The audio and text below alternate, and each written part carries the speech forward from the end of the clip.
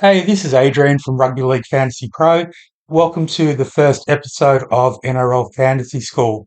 I'm just going to make a bunch of short videos, hopefully just 5 to 10 minutes each, giving you simple tips and pointers to help you master the game and beat your mates, which is what most of you are just all about. Now, through this, we're also going to be really focusing on how seasoned fantasy players tend to look at things as opposed to a lot of newer players. So we're going to take a look first off in this episode at the NRL Fantasy squad and some of the positions and just a few little pointers to know about them. Now, in fantasy, we only have 21 players. You have quite a bit more roster depth in Supercoach. In Supercoach, you can actually afford to carry a couple of absolute nobodies that are going to spend all their time in New South Wales Queensland Cup just to save some pennies. In fantasy, though, we really do not have that luxury, and I'll come back to that in another episode when we deal with actually putting a squad together. But for now, just get the idea in your mind that you really want all of these players to have significant fantasy relevance. And we'll talk about more about what that means in later episodes. So let's have a look at the positions. Now, in fantasy, we've got hookers, middles, edges, halves, centers, wing fullbacks. Our bench in fantasy is completely unstructured and you can make that up however you like it all. There is a emergency system in fantasy with the unstructured bench and we'll deal with that in a later episode. Now I'm going to talk about positions from both an actual NRL perspective and also a fantasy perspective. And I'm going to start from the absolute bottom. So the lowest scoring players in fantasy tend to be actual wingers. Now, wingers are lumped together with fullbacks in fantasy. So we have this wing fullback designation. If we have a look at through who the top scorers are, Mitchell playing fullback, Tedesco fullback, Carraz is one of the rare exceptions, either as a central winger, Walsh fullback, Drinkwater fullback.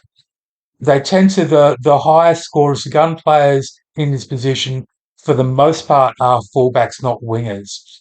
Now, wingers in fantasy have a very hard time scoring as opposed to Supercoach. Supercoach has very high point scoring for try scoring. In fantasy, try scoring is only worth 8 points.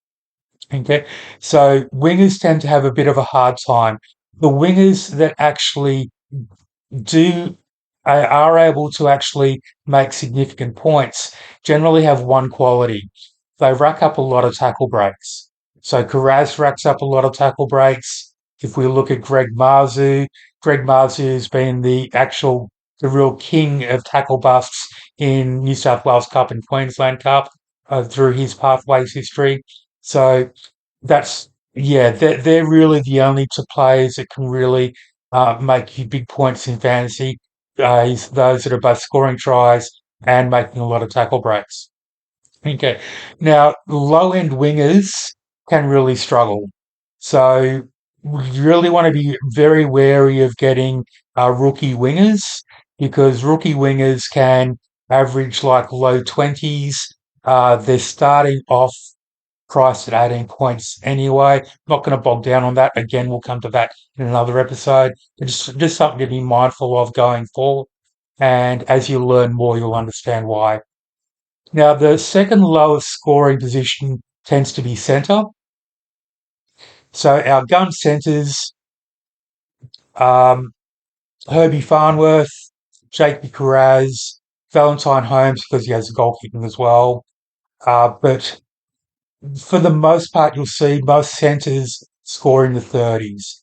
There's not a lot that score 40 plus, but we are starting to get some very elites that are actually now up around the 50s.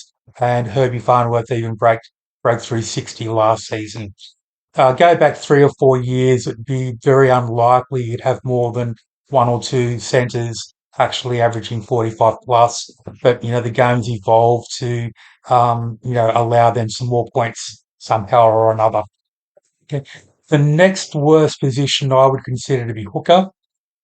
Go back 10 years, hooker was an absolute gun position. Cameron Smith was the absolute GOAT that you actually absolutely had to have. These days, the position doesn't tend to score so highly. We have Brayley and Grant with the top last year, and they were only in the low 50s. So it's really become, there's not a lot of hookers these days that play the full 80 minutes, and it's really a bit of a low reward kind of position. So it's not a position you probably want to invest too much in early if you can help it. From there, we're starting to get into more of the meat, the edges and middles. If we have a look at our edges, you'll see here that you've got quite a few players that are averaging above 50 up into even 60.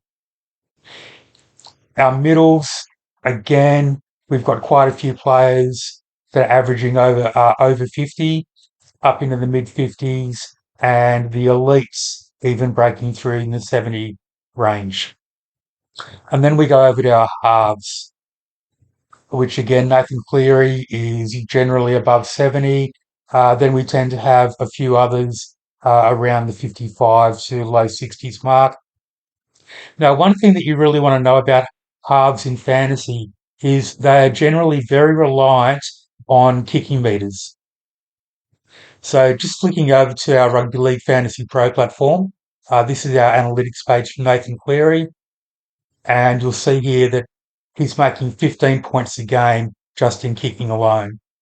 Okay, if we have a look at Jamal Fogarty last year, again you'll see that he was making upwards of 17 points just in kicking points. 24, he was making almost 20 points a game, kicking for anything from low 400 metres up to 500 plus metres a game. Now, if you don't have that base in kicking metre points in the halves position in fantasy, you do tend to struggle. There aren't too many that break that rule. Fletcher Sharp absolutely smashed that rule last year.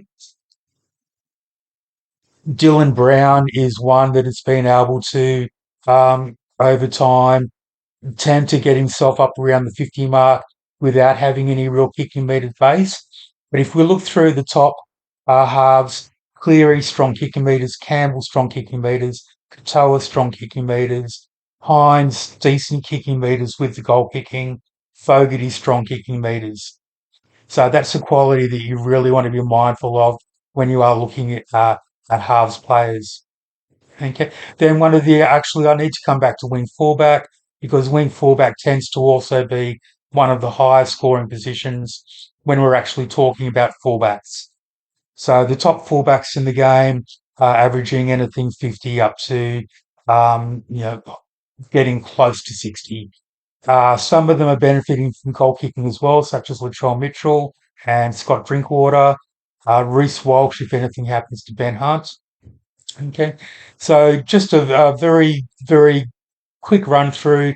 Again, in summary, hookers, very few play the full 80 minutes, tends to be a bit of a painful position.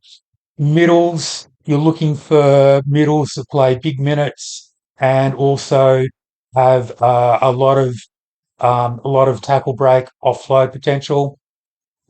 Edges, again, you need the 80-minute guys, and we're looking for guys that actually have some try scoring potential and also can rack up some tackle breaks, etc. Halves very reliant on kicking meters. Centers, centers is a position that a lot of fantasy players traditionally don't want to spend a lot of money on early. So most of us are looking for cheap centers that are going to make some coin at the start of the season rather than investing big money into players like Herbie Farnworth right off the bat. Wing fullback, mostly the top players are actual fullbacks. Wingers, again, be mindful that they can average very low. And yeah, we'll come back to in another episode on how to actually make up a team. But one thing I want you to be very aware of in this first episode and have very clear in your mind, these four bottom bench spots, there is no room at all for dead wood. Okay, that's going to do it for this episode, and we'll put together the next one. We're going to keep these short and punchy, easy for you to take in one bit at a time, and we hope that they really help you in NRL Fantasy in 2026. Thank you.